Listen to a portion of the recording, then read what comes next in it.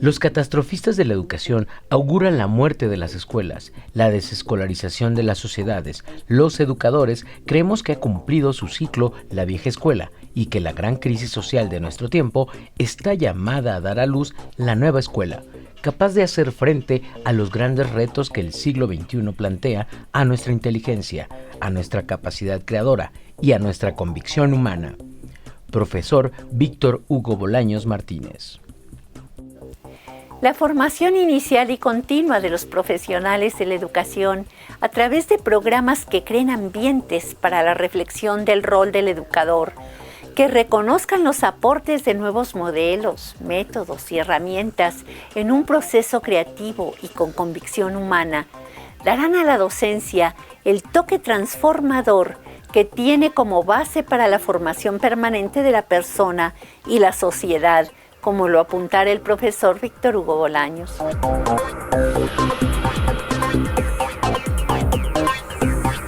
La formación de maestros en relación con la educación integral cuenta con grandes experiencias en México, desde la primera escuela normal, lancasteriana, en Oaxaca en 1823, hasta otras normales como las de Zacatecas, San Luis Potosí, Puebla, Veracruz y ya en 1887 la Escuela Nacional de Maestros fueron creadas con el propósito de preparar a quienes se harían cargo, según se declaró, de la instrucción del niño, que es la base de la ciudadanía y de la moral social, con una formación de corte humanista, como se señalará en el lema normalista: luz en la inteligencia, paz en el corazón y fuerza de voluntad.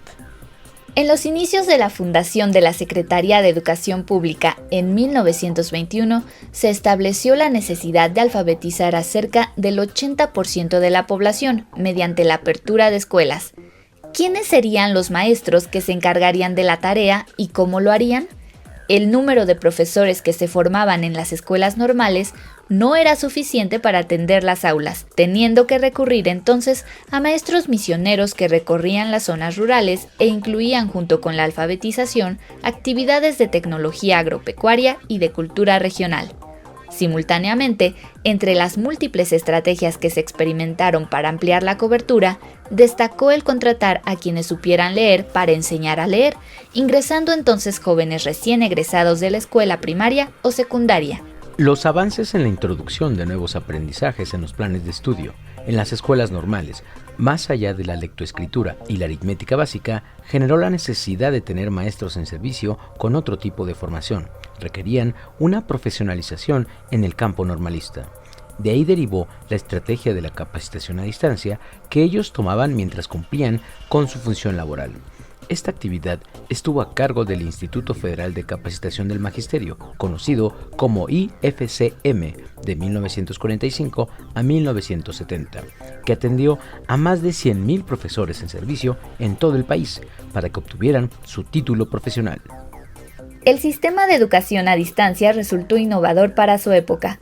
Las publicaciones del IFCM eran entregadas a los profesores en su localidad mediante el sistema de correo postal o por parte del personal que se trasladaba a las agencias regionales con ese propósito. Los materiales se estudiaban de manera independiente, se realizaban las actividades solicitadas en las lecciones y durante las vacaciones se hacían encuentros presenciales para constatar lo aprendido, complementar lo faltante y hacer una propuesta en común de experiencias en relación con los diferentes proyectos formativos. Les comparto que como profesora normalista trabajé en zonas rurales del Distrito Federal y posteriormente ingresé como docente al IFCM y tuve el gusto de escuchar en 1971 la declaración acerca de que ya se había superado la etapa de capacitación. De esta forma, el magisterio en servicio ya estaba titulado y se daba inicio al mejoramiento profesional, por lo que el instituto se convirtió en la Dirección General de Mejoramiento Profesional del Magisterio a cargo del profesor Víctor Hugo Bolaños Martínez. Desde esta dirección se brindaron servicios de actualización a través de 46 centros regionales, distribuidos en todas las entidades del país. Inicialmente en ellos se promovieron nuevos enfoques de la educación matemática y el español. En ese año se suspendieron las labores en las escuelas primarias y secundarias del Distrito Federal para que todas las profesoras y los profesores asistieran durante una semana a cursos, dando así paso al concepto de actualización del magisterio. En 1978 se reconoció que los profesores en servicio ya titulados tenían una formación de 3 años posteriores a la secundaria, requiriendo ahora su nivelación al grado de licenciatura, misión encomendada a la Universidad Pedagógica Nacional, simultáneamente con la apertura de una diversidad importante de opciones ofrecidas por esta misma universidad y otras instituciones para mantener la actualización y superación profesional del magisterio. ¿Conoces los antecedentes de la educación normal y la formación continua, actualización o desarrollo profesional de los docentes en servicio en el Estado de la República en donde laboras? Recupera en comunidad algunas experiencias exitosas al respecto.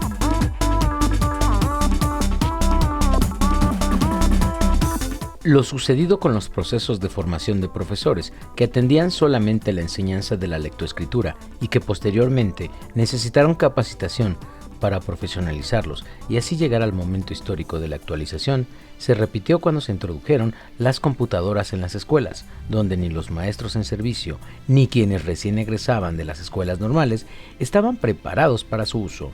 Inicialmente se requirió la contratación de jóvenes que supieran manejar la computadora para hacerse cargo de los laboratorios de informática y para las clases de computación.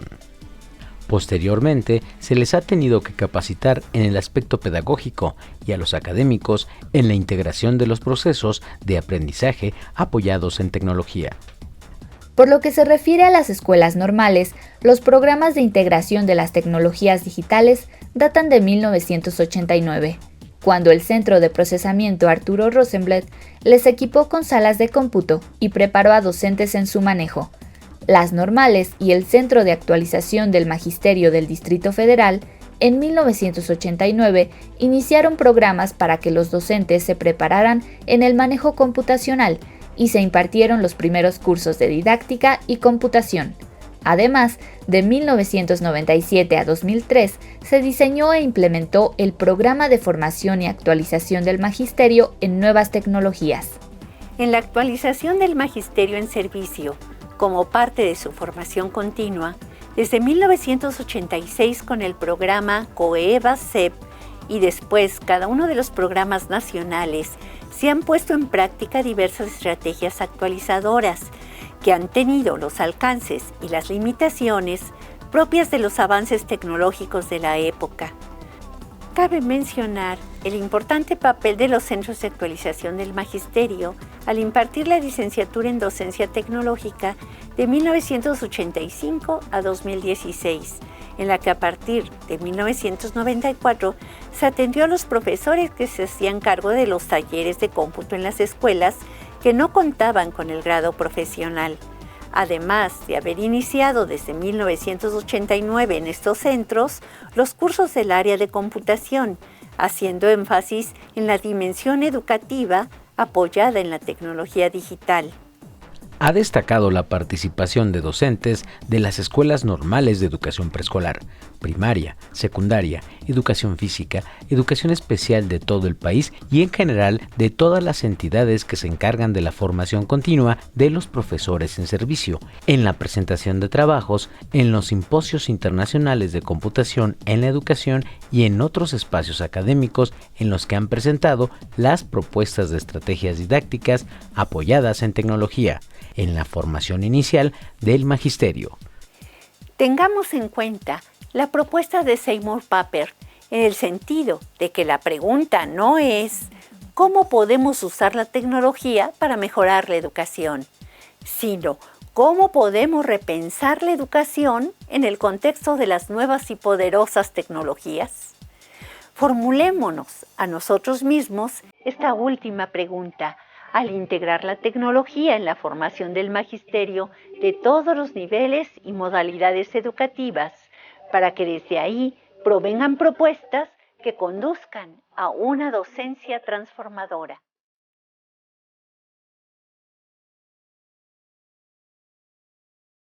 Consideremos que la didáctica, en este caso la didáctica de las competencias docentes y digitales en la formación inicial y continua del magisterio, se basa en las interacciones dadas entre el conocimiento, el estudiante que aprende y el docente que media el aprendizaje. Y que esas interacciones están mediadas a su vez por las experiencias previas de los participantes en el proceso, por sus creencias, la autoimagen que tengan de sí mismos, el cómo se perciben unos a otros, sus actitudes y valores. Por ello, el elemento central de la didáctica está representado por la continua afirmación del etos del docente formador y del formador de formadores, así como del reconocimiento de la potencialidad y creatividad de aquellos estudiantes que se están formando para maestros y también de quienes ya están en servicio. Y aquí ejemplos de lo que perciben los profesores de escuelas normales del Estado de México acerca de las principales fortalezas e intereses de sus estudiantes. Su capacidad de aprender, su gusto por el inglés como lengua extranjera, cuentan con elementos previos que les facilitan la tarea de aprendizaje si son debidamente llevados. Jorge Rebollo Sánchez, Grupo 057. Su disposición para aprender, que se refleja en las preguntas que plantean, la calidad de los trabajos que entregan y la vinculación que establecen entre lo que se analiza en clase y su desempeño en las prácticas profesionales. Vianney Monroy II, Grupo 052. Su interés por aprender, el deseo de terminar su carrera y poder titularse, además de que poseen un alto sentido crítico y reflexivo que los ayuda a valorar lo que ya saben y lo que necesitan mejorar. Rodrigo Pérez Aldívar, Grupo 056.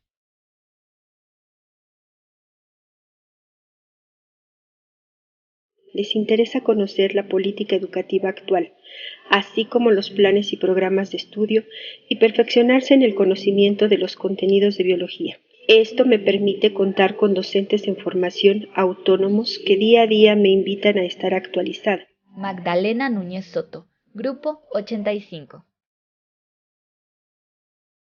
Su gusto por aprender, estar al tanto de las innovaciones con un gran empeño por acercarse al conocimiento de frontera. Juan Carlos Cortés Ruiz, Grupo 039. A pesar de no dominar ciertos contenidos relacionados con matemáticas, los alumnos muestran buena disposición para el trabajo, son participativos en cada clase y, sobre todo, han logrado estudiar de manera autónoma los contenidos en los que muestran dificultades. Perla Ramírez Escobar, Grupo 53. Y de tu parte, ¿cómo te concibes? ¿De qué te sientes capaz? ¿Cuáles consideras que son las principales fortalezas e intereses de tus estudiantes? Continúa contestando esta última pregunta en el grupo de trabajo para el diagnóstico.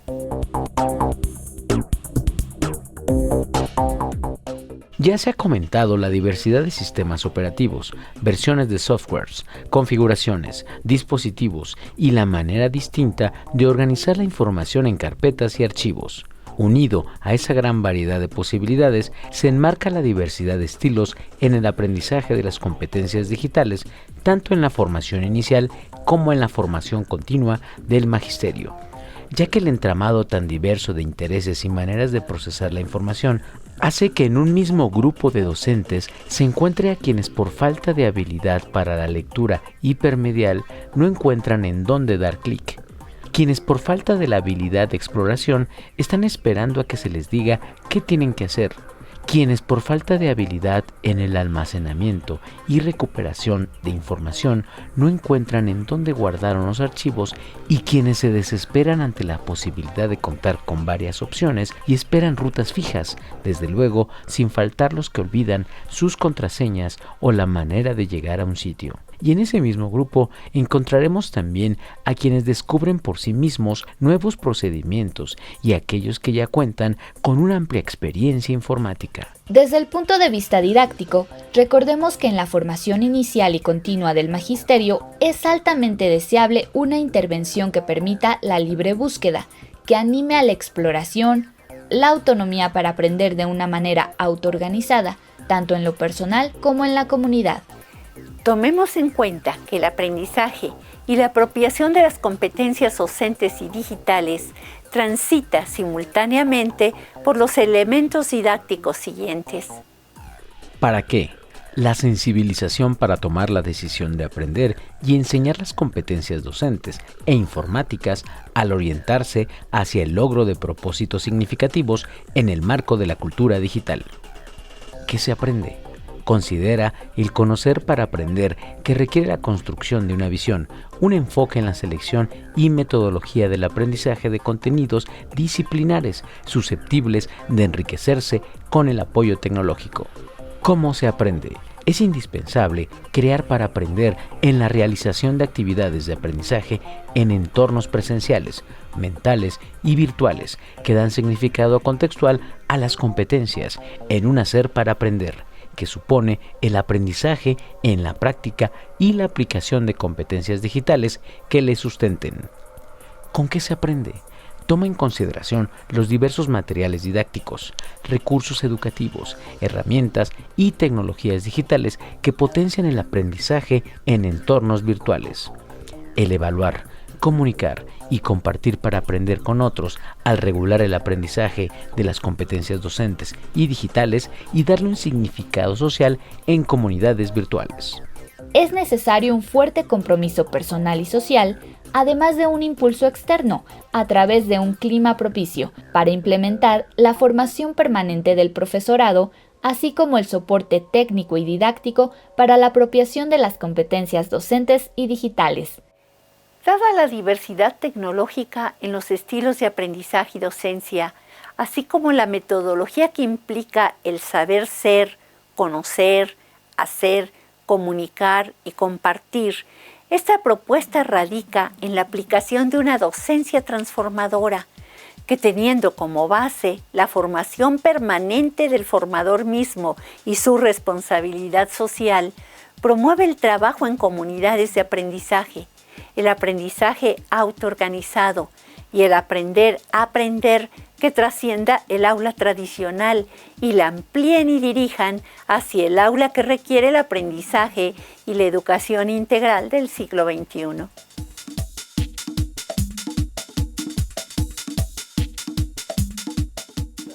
Si bien se encuentra una amplia bibliografía que aborda el tema de los retos que conlleva la formación docente en el siglo XXI, centrémonos en los siguientes y abramos el espacio a la reflexión individual y en comunidad para vislumbrarlos. Dentro de los antecedentes en la formación de docentes en nuestro país, destaca aquella estrategia de reacción mostrada ante las situaciones emergentes en el momento preciso en el que se daba la necesidad del aprendizaje de un nuevo código, el alfabeto, y de cómo se pasó de ahí a la comprensión de que el educador tenía que ir más allá, dirigirse a la formación integral del ciudadano del siglo XX, que implicaba que ese código se aplicara en la formación para la incorporación al trabajo en el desarrollo social de aquella época, en la adquisición de los elementos de la cultura industrial, sin quitar el sesgo teórico del humanismo, requiriéndose entonces de la capacitación, actualización, nivelación y otras estrategias formativas de los docentes en servicio. Ahora tenemos un reto que va más allá, que nos lleva a la formación necesaria de estudiantes que están inmersos en el contexto de una cultura digital que abre nuevas oportunidades que extienden el aula de la época industrial del siglo pasado al aula en la que se aprende en todo espacio y tiempo. El aula de la escuela del siglo XXI deja de identificarse con sillas y salones cerrados para convertirse en el espacio en el que se aprende, en el que las interacciones entre el conocimiento que se desea aprender, quien aprende y quien media el aprendizaje se funden en uno, en el que los espacios para aprender de manera presencial, mental, virtual, así como el de la mediación pedagógica con sus actividades de aprendizaje apoyadas en las interacciones digitales, también se van unificando. Y de esta concepción se derivan los retos a la formación docente, provenientes del repensar la educación en el contexto de la cultura digital, en la que los mismos docentes y los estudiantes se desenvuelven y desenvolverán en al menos los próximos 20 años de este siglo. Proponemos que dichos retos se deriven de las necesidades que conducirán a la búsqueda de propuestas que se lleven a la práctica por instituciones, docentes, comunidades y estudiantes que decidan involucrarse en la formación docente para las escuelas del siglo XXI. 1. Necesidad de una fundamentación dinámica del sentido de la docencia, en relación con las aportaciones científicas y tecnológicas que propicien un marco para la comprensión de los procesos de transformación de la información, el conocimiento y su integración en estados de conciencia, en el contexto de la cultura, el mundo y el universo. 2. Necesidad de redefinir dinámicamente el sentido de la educación integral de estudiantes felices que se refleje en el bienestar humano, social y ambiental desde todos los espacios en los que tiene lugar el aprendizaje. 3.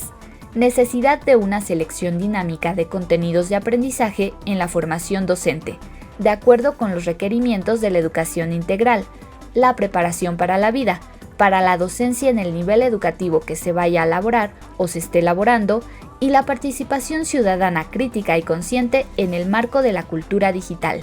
4. Necesidad del enriquecimiento de metodologías que favorezcan el aprendizaje en comunidad, la comunicación asertiva, la autonomía, la autoorganización personal y colectiva, la creatividad, la colaboración, la innovación, el pensamiento crítico y estratégico, la responsabilidad social y la internacionalización del aprendizaje y la participación ciudadana. 5. Necesidad del enriquecimiento de estrategias y secuencias didácticas que integren las competencias digitales para recuperar conocimientos previos, profundizar en el conocimiento, sistematizarlo y crear nuevo, todo dentro de un proceso espiral creativo. 6. Necesidad de utilizar y crear una variada gama de materiales didácticos, objetos de aprendizaje o recursos educativos como apoyo en la formación docente, que involucren a estudiantes, docentes y comunidad en su propio aprendizaje. 7. Necesidad de reconceptualizar la evaluación como un proceso formativo e integral de autorregulación del aprendizaje. 8. Necesidad de considerar a la docencia como eje prioritario del quehacer educativo e institucional, en donde la normatividad, planeación, administración, apoyo tecnológico, operación, evaluación institucional y el proyecto académico se intersecten en el compromiso de la mejora docente y su proyección en la educación integral de los estudiantes.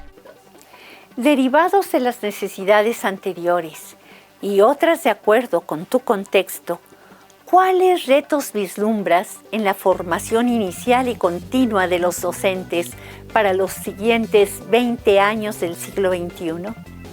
Compártelos en comunidad.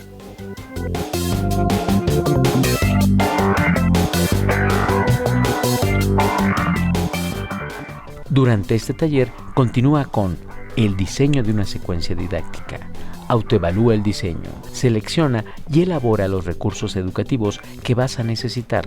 Previene la aplicación de la estrategia y aplícala en la práctica docente, si es que es pertinente el momento para hacerlo.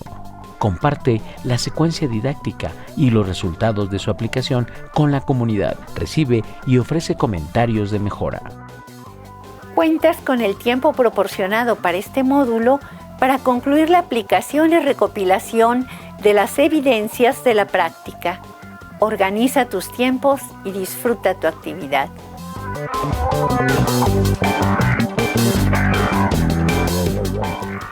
Alinear nuestras intenciones para que la escuela y el aula del siglo XXI se transformen con base en la formación permanente de los formadores y docentes en servicio es una responsabilidad social que al cumplirse habrá de generar las semillas de un cambio trascendente.